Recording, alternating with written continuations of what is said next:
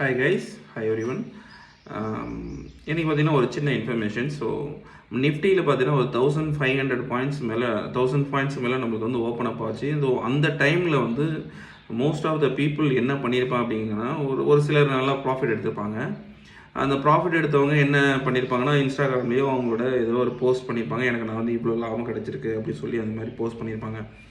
இதில் நம்ம புதுசாக வாட்ச் பண்ணுறவங்க இல்லை ஆல்ரெடி ட்ரேட் பண்ணுறவங்க யாராக இருந்தாலும் சரி, நம்ம அதில் கான்சென்ட்ரேட் பண்ணக்கூடிய ஒரு விஷயம் என்ன அப்படின்னா, எல்லா டைம்லாம் அந்த மாதிரி ஓப்பன் அப்லாம் பெருசாக வந்து லாபம் தராது. ஸோ ஆப்ஷன்ஸில் ட்ரேட் பண்ணிங்கன்னா ஹோல்டு பண்ணுன்ற தாட்ஸை கொஞ்சம் அவாய்ட் பண்ணிக்கங்க. ஒன்லி ஃப்யூச்சர் பீப்புள், ஃப்யூச்சரில் ட்ரேட் பண்ணுறவங்க அவங்க ஹோல்டு பண்ணலாம்.